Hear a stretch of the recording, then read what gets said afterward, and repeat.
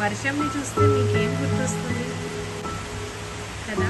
వర్షం నీళ్ళల్లో మనం పేపర్ బోట్స్ వేసుకునే వాళ్ళం కదా ఫ్రెండ్స్. చిన్నప్పుడు రోజులు ఎంత బాగుండేది. వర్షాకాలం అంటే పిల్లలందరికీ ఎంత ఇష్టం. మళ్ళీ చిన్నప్పుడు రోజులు వస్తే ఎంత బాగుందో. మనగానే వర్షం సినిమా గుర్తొస్తుంది కదండి. ఏ వర్షం వింటున్నావా? ఇన్నాళ్ళ గుర్తొచ్చానా వాన, ఇన్నాళ్ళ